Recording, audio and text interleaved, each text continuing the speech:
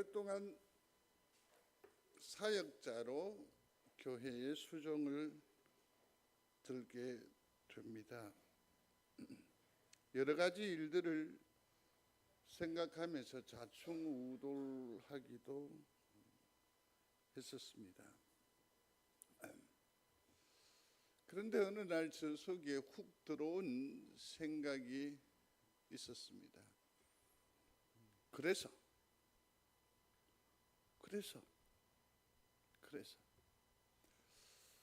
이건 한동안 저에게 있어서는 어떤 큰 충격적인 물음이었습니다.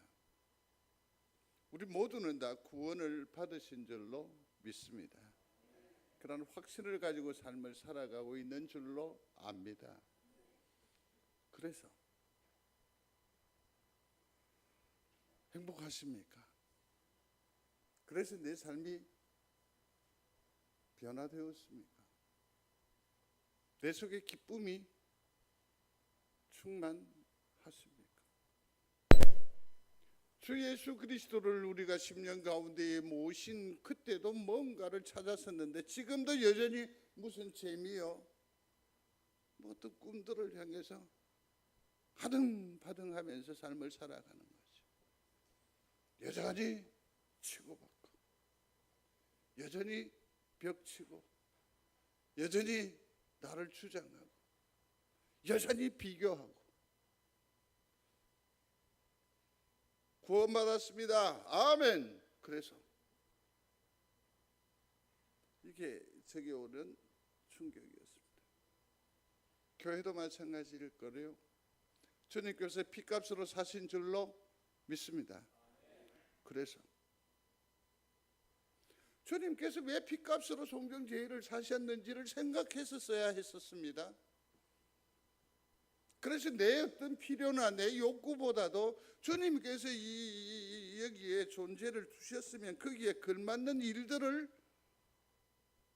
감당했었어야 했다는 거죠. 주님의 자존심이 더 중요하죠.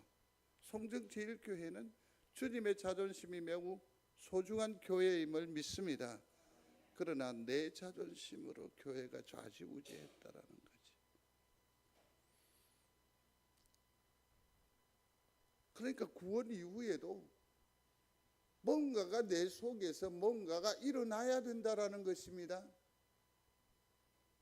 주님의 기대가 있다라는 얘기입니다.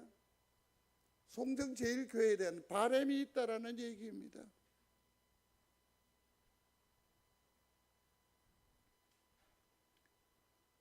우리의 구원은 과정이 있습니다. 이것을 구원의 서정이라고 하지요. 하나님께서 우리를 부르십니다. 거기에 우리가 동의를 하게 되죠. 그리고서는 어떻게 합니까? 그리스도가 내 10년 가운데에, 내 삶 가운데에 훅 들어오게 되면 지금까지 내 삶의 방식이 하늘로 바꿔줘야 돼요.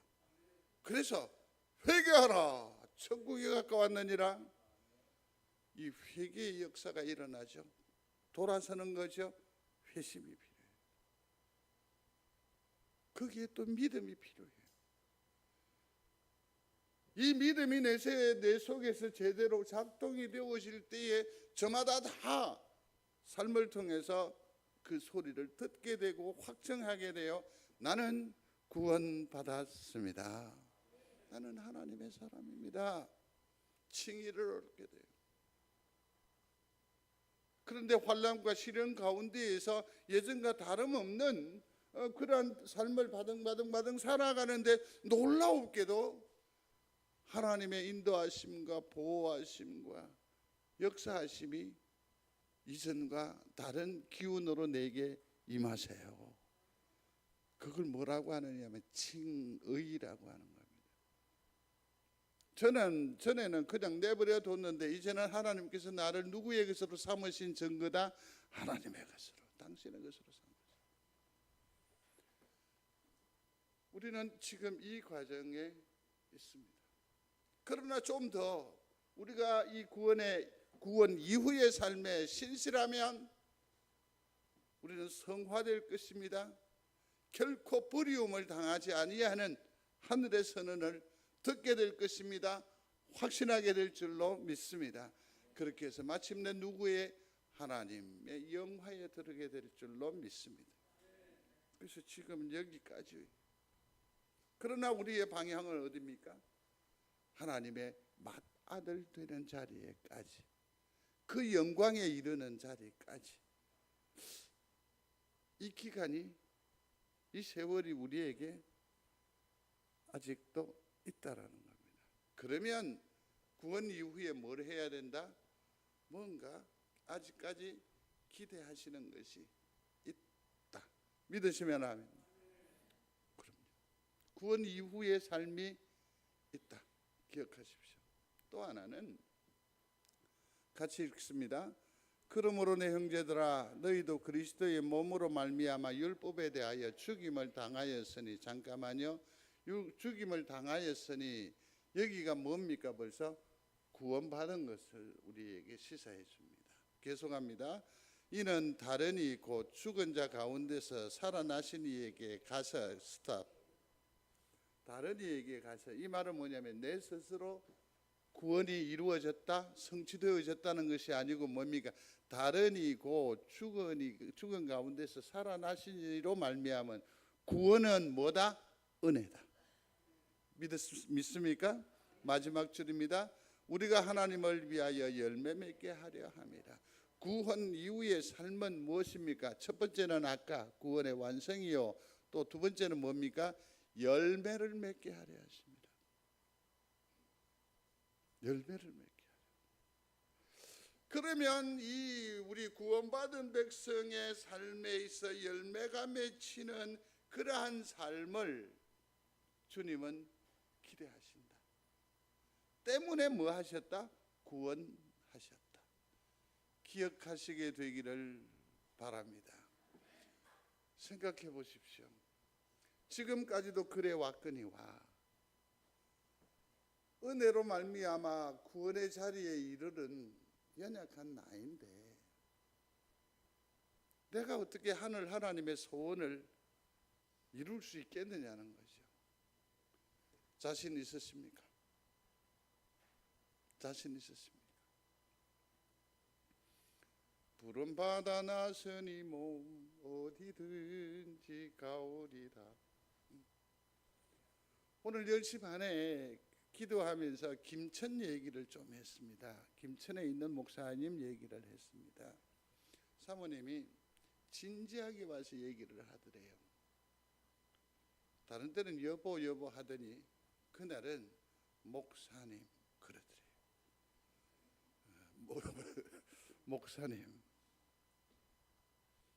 목사님이 필리핀으로 선교를 가시고 저는 여기서 어찌든지 뭘 해서든지 먹고 살 수 있을 것 같으니까 목회를 그만두면 안 될까요? 그리고서는 한 10여 분 동안 계속 펑펑 우는데 자기에게는 거의 1시간의 울음소리로 들렸다고. 나 힘으로 되어지는 목회가 아니고 나 힘으로 어떻게 열매를 맺게 할 수 있어요? 없어요? 없어요.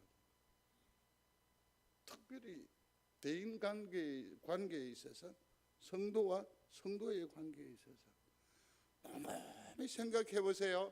진지하게 생각하십시오. 모두에게 정직하기를 바랍니다. 지금까지 20여 년을 황 목사와 더불어서 이 강단을 나누었는데 저로 말미암아 생각이 삶이 바뀐 게 있으면 없어요. 하나도 없어요. 한 개도 없어요. 어떤 때는 진지하게 와서 상담까지 했어요.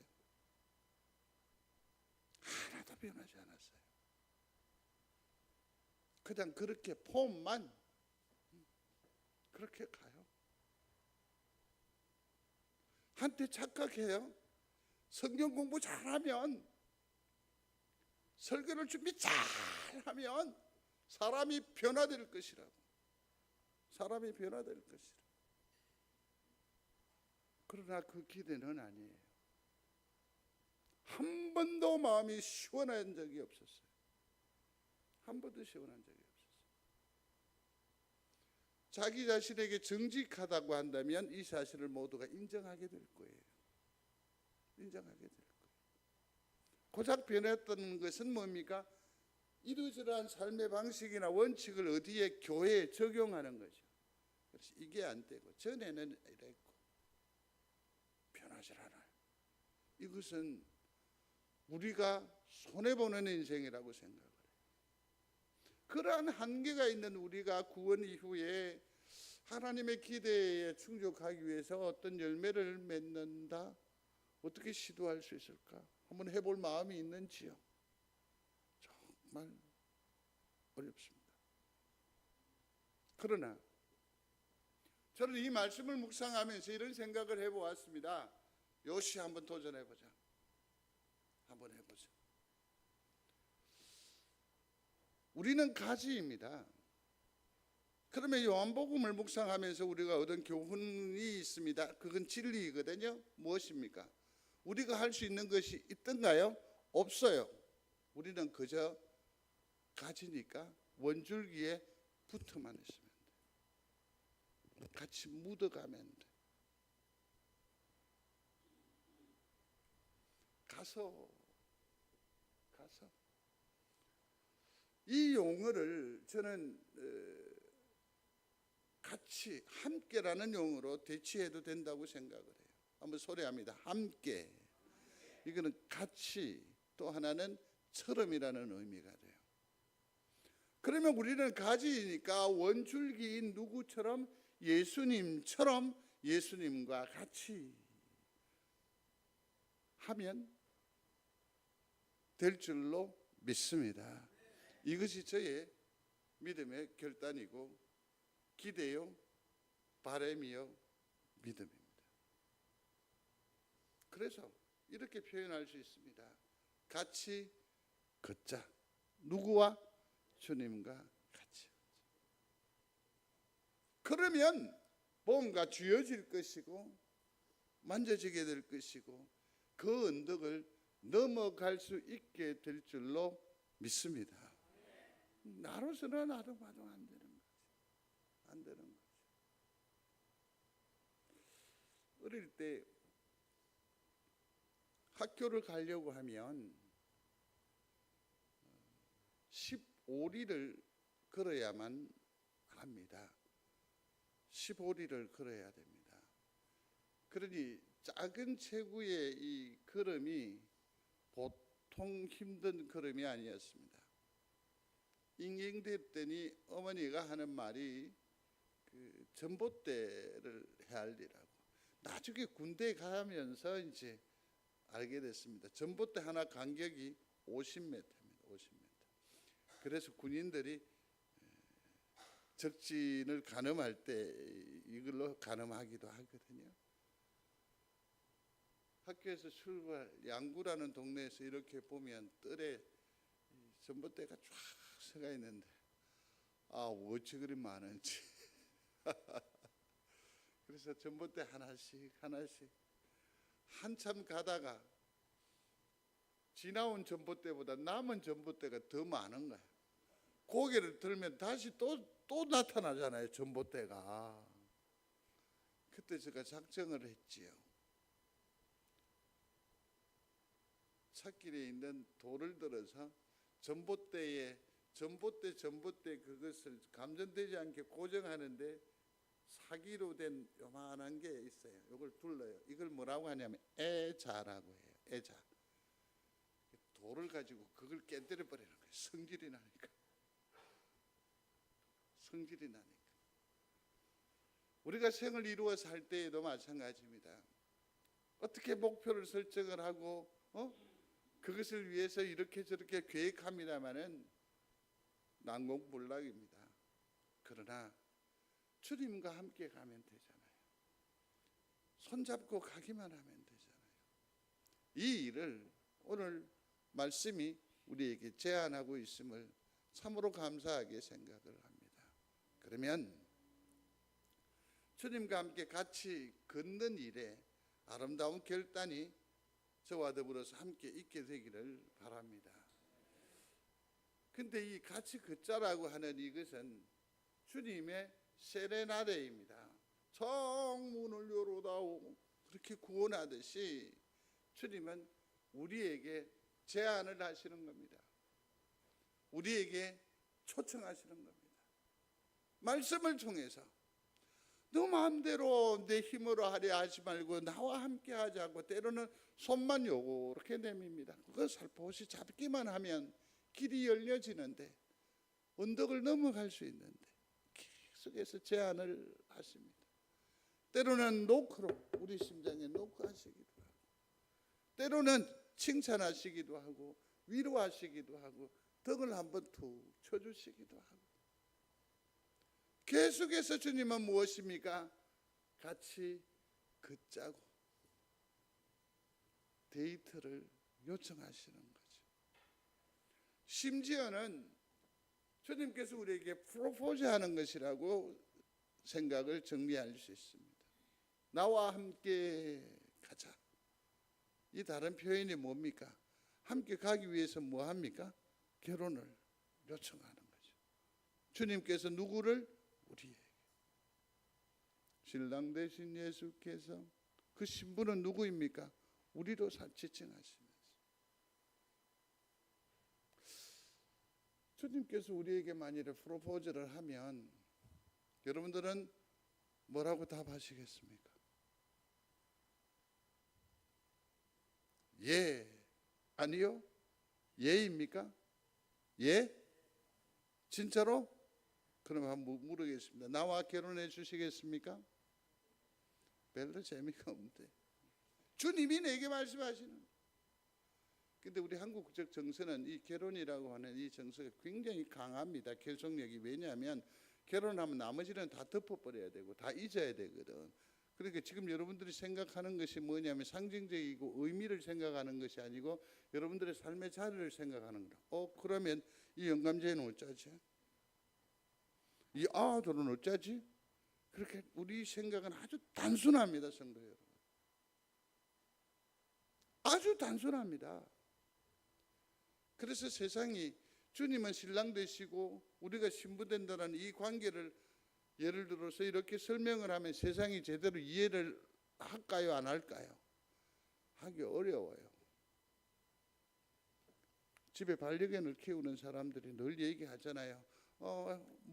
누구한테 오라고? 누구한테 오라고? 엄마한테 와. 개. 그러나 이 감정과 이 문화를 알지 못하는 사람들은 뭐죠? 제가 개새끼 엄마래. 이해 안 되지요? 마찬가지예요. 우리는 우리의 생각, 이 한계를 가지고 모든 것을 판단하고 결정을 하고 참 심각해요. 자, 그러면 여러분들 다시 한 번 더 마음을 좀 더 넓게 주님께서 제안하시는 거예요. 나와 함께 나와 결혼해 주시겠습니까? 그게 맞죠. 거룩으로 초대이지요. 하늘의 뜻으로의 부름이지요. 초청이지요. 근데 지금 우리는 뭐냐면 선뜻 대답하지 않으신 것처럼 너무나 생각이 많은 겁니다. 신데렐라 얘기는 들어보셨죠? 신데렐라는 어려서 부모님을 잃고요 계모와 언니들에게 구박을 받았더래요. 샤바샤바. 그 왕자가 잔치를 벌였어요. 근데 그 계모들이 어떻게 합니까? 신데렐라를 무시하는 거죠.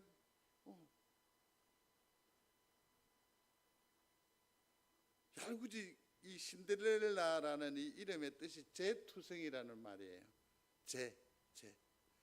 그래서 콩을 한 대박을 재밭에 푹 뿌리고 콩을 다 1시간 내에 골라내라고 해요. 근데 뭐 까친지 뭐 새의 도움으로 이렇게 해서 잔치에 간다고 이번에 2대박을 그냥 금방 마치고 가고, 하나님 예수 그리스도가 내게 손 내미시는데도 우리는 까칠한 신데렐라처럼 어떻게 해요? 쉽게 손을 잡아요, 안 잡아요? 좀 전에 여러분들은 결정적으로 실수하셨어요. 제가 결혼해 주시겠습니까? 주님을 대언을 했더니 여러분들 중에는 흔쾌하게 대답한 사람이 별로 없었어. 마음이 지금 탈로 난 거예요, 사실은. 왜 내 마음이 가지 않을까? 움직이지 않을까? 이 프로포즈에는 뭐가 필요해요? 신뢰가 필요해요.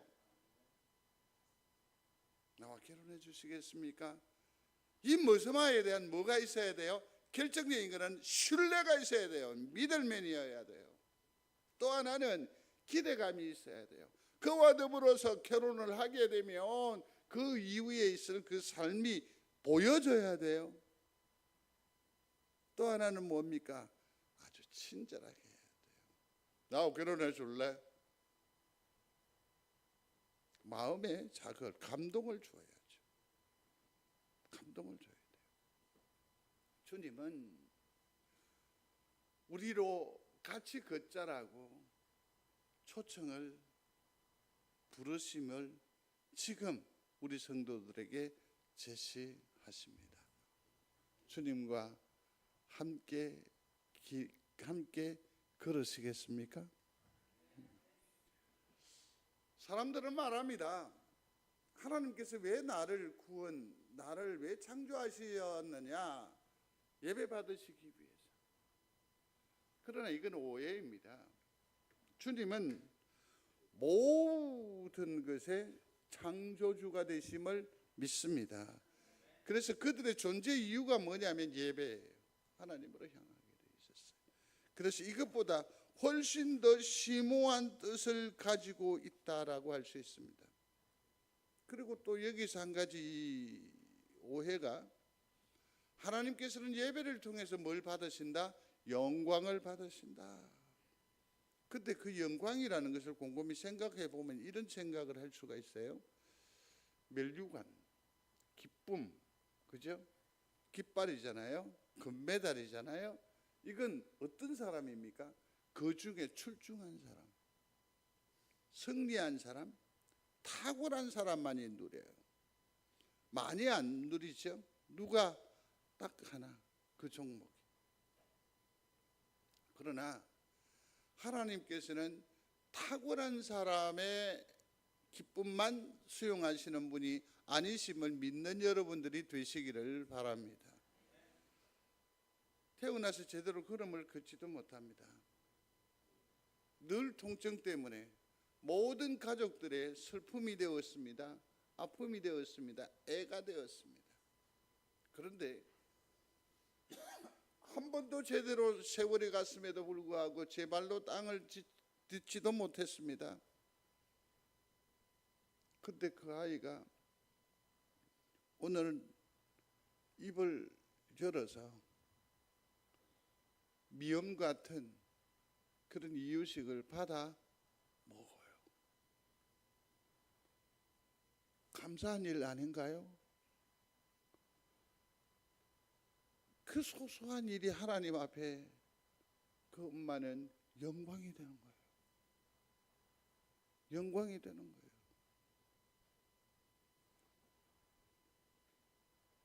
참으로 짠한 내 새끼지만 오늘은 어쩐 일인지 잠을 푹 자네. 그래봤자 3-4시간이지만 잠을 푹 자. 이게 하나님 앞에 기쁨이요, 감사고 영광이 돼요. 성도 여러분, 우리의 예배가 화려해야 되고 커야 되고 멋짐으로만 하나님 앞에 영광이 되는 것은 결코 아님을 믿습니다. 우리의 소소한 마음, 우리의 작은 마음, 우리의 연약한 마음, 이것을 통해서 하나님께서 영광을 받으시는 줄로 믿습니다.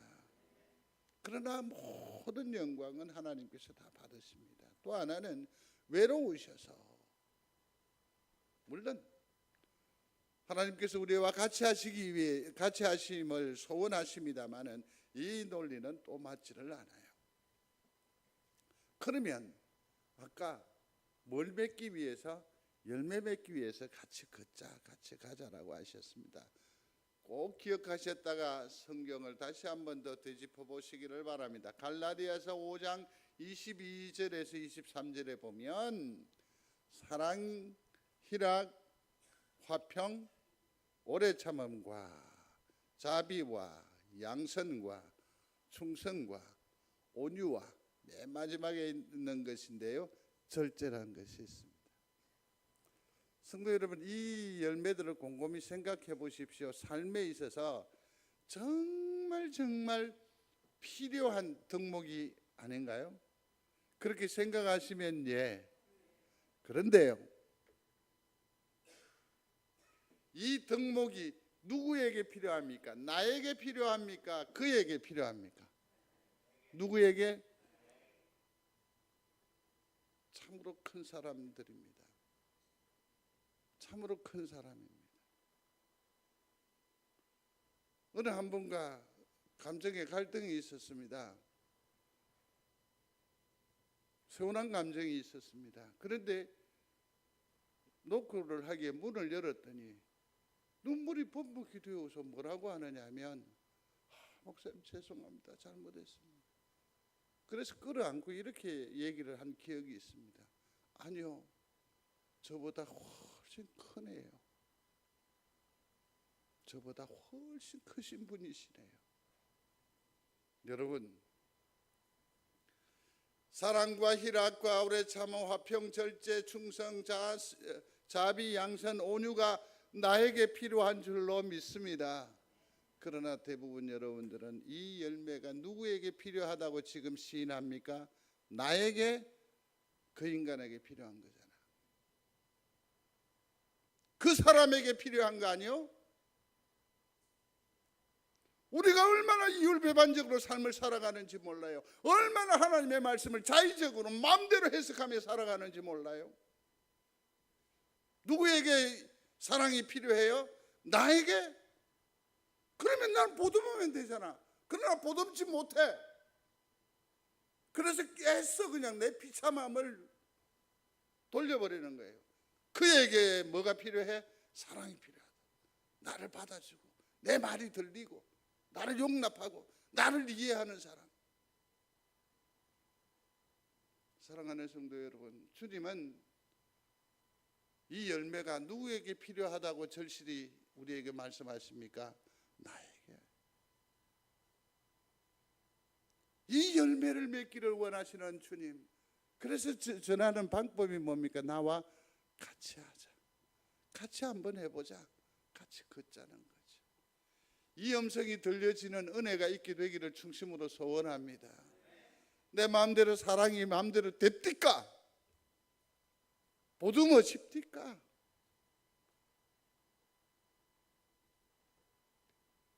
주님께서 같이 걷자 하시는 것은 구원을 위함이요, 거룩한 초청, 그러므로 거룩한 초청입니다. 친절하게 요청하시는 겁니다. 믿을 만한 분이 뭐 하시는 거다? 손 내미심입니다. 믿습니까? 그러면 심령적으로 결단을 하셔야 됩니다.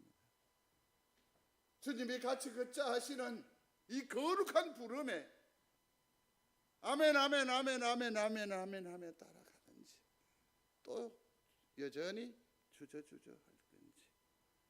이 선택은 누구의 선택입니까? 나의 선택. 좋은 결정이 있게 되기를 중심으로 소원합니다. 두 번째는 우리가 앞서 구원의 서정을 살펴보았습니다. 결혼식의 시작은 뭡니까? 신랑 신부 입장, 이렇게 하는 것 아닙니까? 근데 사실은 가장 강력한 관계는 가족인데, 가족으로서 들어올 수 있는 제도는 딱 세 가지밖에 없습니다. 하나는 입양이라는 거고, 또 하나는 혼인입니다. 그리고 출산입니다. 출산. 이걸 통해서 뭐가 된다고요? 가족 구성원으로 확정이 되는 겁니다. 구원의 서정에 있어서도 하나님 구원을 위한 하나님의 방법도 이와 동일하다고 이해를 하시면 됩니다. 그래서 뭐라고 합니까? 구원의 완성을 위해서 같이 걷자, 하늘을 걷자, 그렇게 말씀하시는 거예요. 그러니 지금 이 소리는 뭡니까? 신랑 신부 입장이 아니라 뭡니까? 신랑 신부 행진하자는 겁니다. 길을 걷자는 겁니다. 같이 가보자는 겁니다. 믿음의 동의가 있게 되기를 중심으로 소원합니다. 이 입양이라는 것은 완전한 가족이 되는 정말 중요한 통로가 됩니다. 그런데 구약 성경에는 그 시대에는 입양이라고 하는 제도가 없었습니다. 실상은 이건 다른 문화권에서의 입양이라고 하는 문화는 있었지만 이스라엘에서는 없었습니다. 그래서 다른 어떤 그 이방의 문화가 이쪽의 성경의 얘기로 들어온 겁니다. 예컨대 아브라함은 아들이 없었잖아요. 그래서 어떻게 합니까? 엘리에셀이라는 애를 데리고 나서요. 그러니까 그건 뭡니까? 자기의 후계자로 삼았으니까 입양이 되는 거죠. 하갈을 통해서 누구를 낳았죠?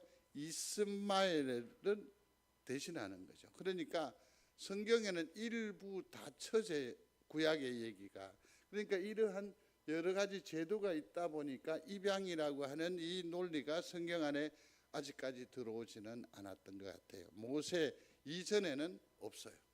그러나 모세도 사실은 누구의? 바로의 아들로 입양되잖아요. 그 다음에 에스더도 마찬가지죠. 모르드게에게 입양이 된 거예요. 그렇게 얘기들이 나와요. 이스라엘은 뭐냐면 하나님께서 뭐라고 합니까? 오늘날 내가 너를 낳았다, 아들이라고 하지요. 다윗도 마찬가지입니다. 사도 바울, 신약으로 넘어오면 사도 바울은 우리 성도들의 변화된 신분을 뭘로 설명하느냐 하면 입양으로, 상속자를 우리를 지칭하면서 이게 어떻게 가능하냐, 입양으로 설명을 해요. 교리적으로도 마찬가지예요. 입양. 오늘날 우리는 입양이 되어졌어요. 믿으시면 아멘. 하나님의 아들 되었어요. 자, 근데 여기에서 우리가 정확하게 생각해야 될 것은 성경의 가족과는 머지 않다, 혈연적이지 않다. 주님은 어떤지 얘기하죠. 나이든 우리 유림에서는 뭐라고 합니까? 그 중동에 코쟁이 하나님을 왜 섬기냐고. 그죠? 그러나 하늘 패밀리, 하늘 가족은 뭡니까? 혈연에 연동되지 않습니다. 뭡니까? 하나님께서 우리를 아들로 삼으신 줄로 믿습니까? 그 과정에는 어떤 통로가 있었다? 입양. 소리합니다. 입양이 됩니다. 그러면 입양이 되면 예를 들어서 그러지 않아요? 너무 가난하기 때문에 대릴사위처럼, 그죠?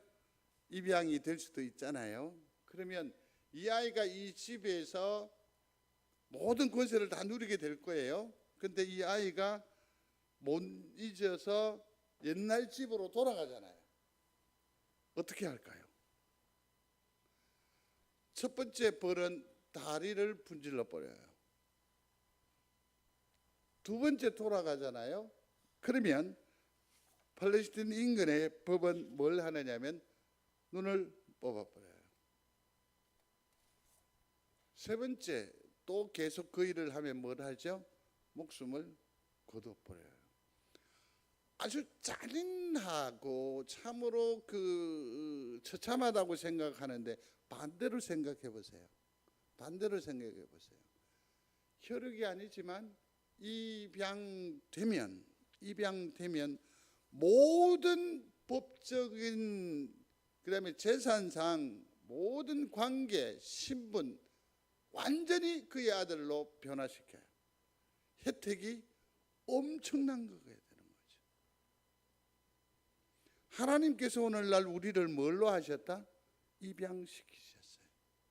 입양시키셨어요. 이를 믿는 여러분들이 되시기를 중심으로 소원합니다. 누구든지 하늘에 계신 내 아버지의 뜻대로 하는 자가 내 형제여 자매여 모친이라. 이 의협품으로 우리는 누구에게? 하나님께 입양된 하나님의 크심을 믿는 여러분들이 되시기를 바랍니다. 또 하나는 혼인의 관계예요. 가족 관계의 절정이라고 할 수 있겠죠. 성경에는 보면 반드시 결혼하기 전에 절차가 있습니다. 우리가 쉬운 이해를 위해서 약혼이라고 표현을 하는데 여기는 정혼이에요. 마리아도 정혼했어요. 그러면 이건 권리의 확보야, 확정이기도 하고 양가 부모들이 다 만나서 정혼하면 그냥 결혼이에요. 그러나 여기에서는 약간의 시간적 유예가 필요해요. 그게 뭐냐면 두 가지 필요 때문이에요. 하나는 뭐냐면 신부값을 치러야 돼요. 그러면 뭐 소 몇 마리, 뭐 양 이런 값이 있어요.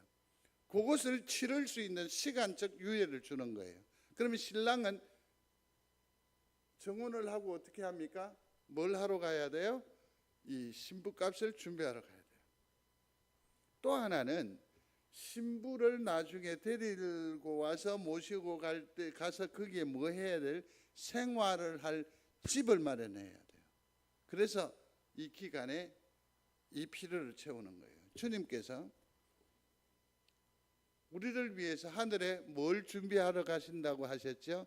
처소를, 너희가 그할 처소를. 이게 다 이 문화의 근거로 말씀하시는 거죠. 그렇게 해서 가는 거예요. 모든 권리가 확보가 되어져 있었습니다마는 일정한 요 기간이 필요합니다. 그러면 지금은 우리가 뭘 어떻게 해야 되느냐? 요한계시록에 있는 말씀입니다. 같이 읽습니다. 우리가 즐거워하고 크게 기뻐하며 그에게 영광을 돌리세. 어린 양의 혼인 기약이 이르렀고 그의 아내가 자신을 준비하였으므로. 자신을 준비하였다. 마지막에 이제 지금 정혼했으니까 결혼한 그 기약이 다 찼으니까 그 기간 동안에 우리는 뭘 해야 된다고? 정결하라. 정결하라.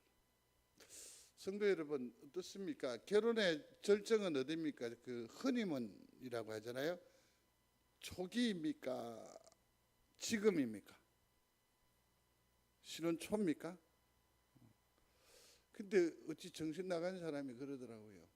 나는 그 말 동의 안 한다고. 살면서 살수록 더 깊어지고 애정이 그러더라고요. 그래서 제가 굳이 말은 안 했는데 속으로 저거 정신 나간 거 아니가? 정신 나간 거 아니가? 그러나 성경적 원리로는 그렇습니다. 제대로 알지 못한 그때보다 지금 살아가면 살아갈수록 더. 근데 우리 군사님들 중에서 이런 분이 계시더라고. 제가 느꼈습니다. 뭐냐면 있을 때는 그냥 뭐 애물단지처럼 그렇게 뭐 인상을 퍽퍽 쓰고 뭐 하려고 전화를 해서 하느니 뭐 밥은 제때 찾는다고 그렇게 투덜거리더라.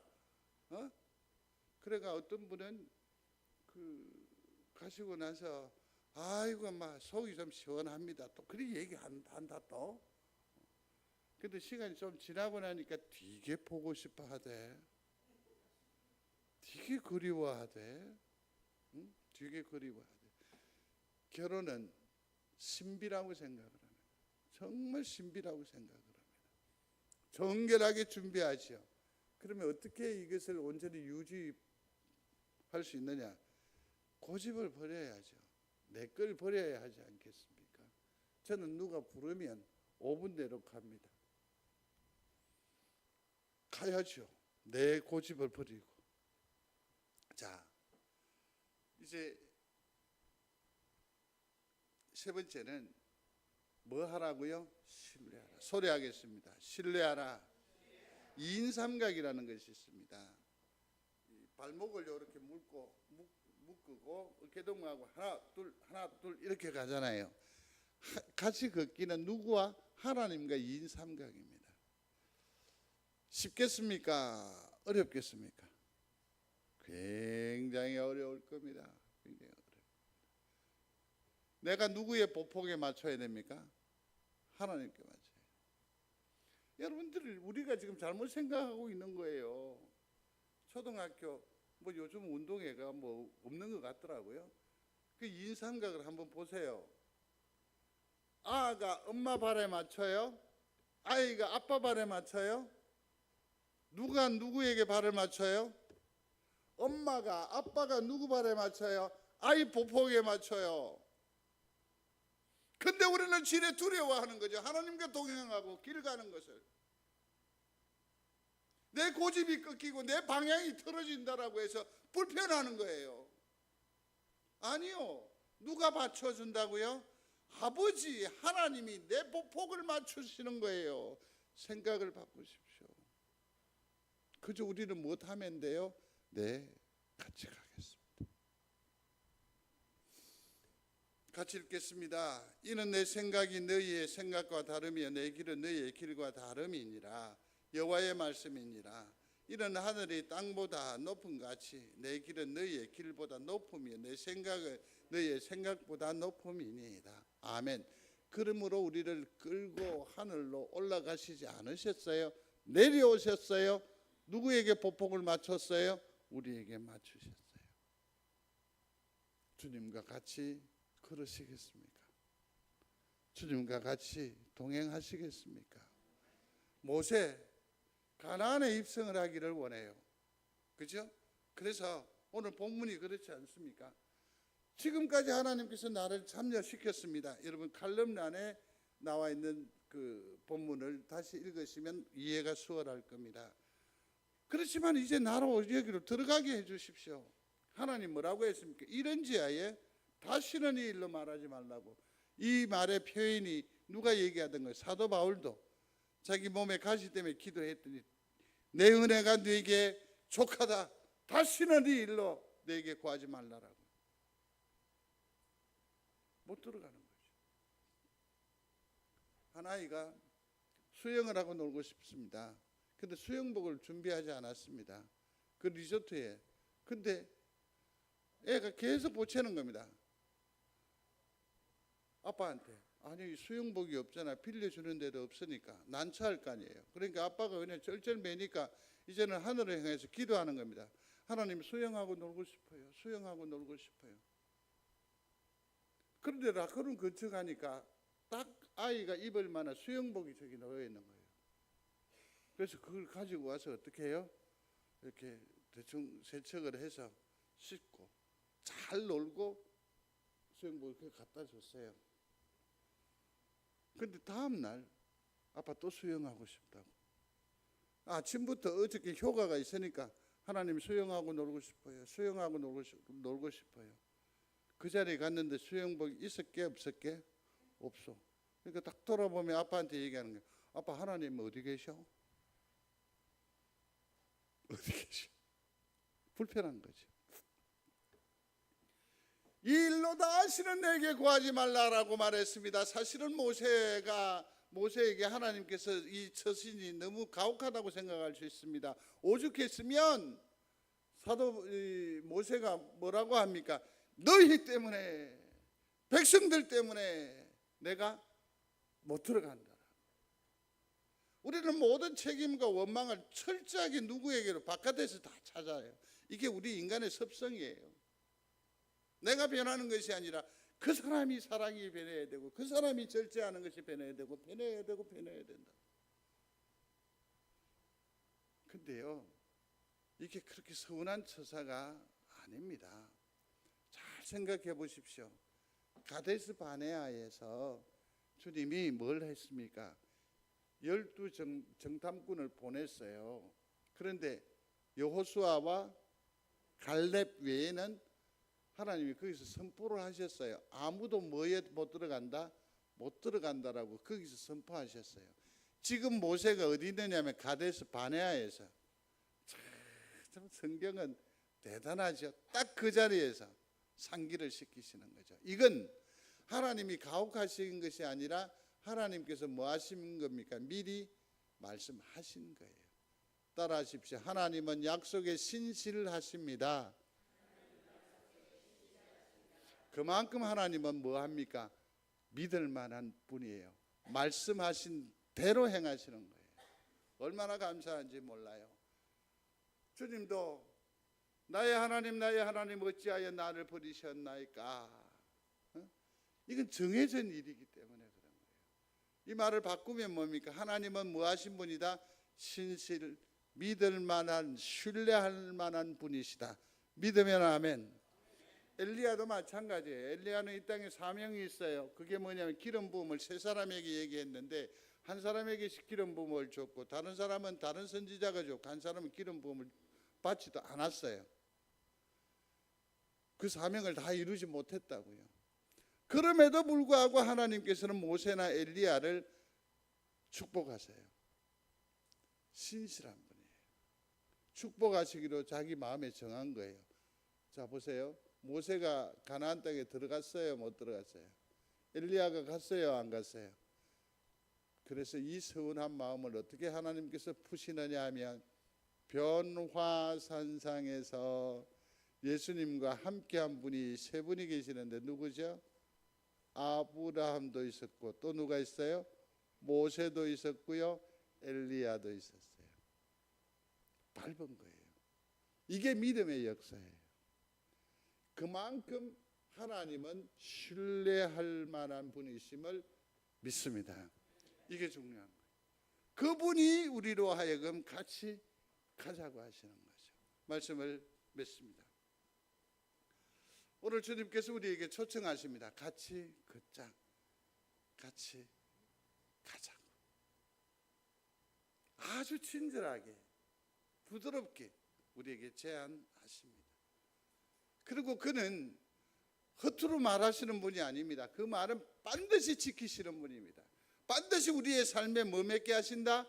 열매 맺게 하신다. 나를 평안하게 하신다. 기쁨으로 붙드신다. 그러므로 내 의지 말고 그에게 손을 맡기고 그가 나를 맞추어 주실 줄로 믿고 그와 함께 가시면 되는 길입니다. 매우 즐거운 일입니다. 생명길입니다. 주님께서 책임져 주시는 길입니다. 주님과 함께 가는 그 길은 천국 가는 길임을 믿습니다. 믿습니다. 선택하십시오. 주님과 함께 걸으시겠습니까? 아멘? 아니요. 이렇게 답해야 돼요. 아멘. 아멘. 아멘. 내 손 잡고 가 주시옵소서. 이것이 오늘 우리의 고백이 되어지기를 바랍니다. 주님이 같이 해주시고 주님께서 인도해 주셔서 우리로 평안한 걸음 되게 하실 줄로 믿습니다. 기도하겠습니다. 주님요, 이 손을 꼭 잡고 가 주시옵소서. 예수님 이름으로 기도드리옵나이다. 아멘.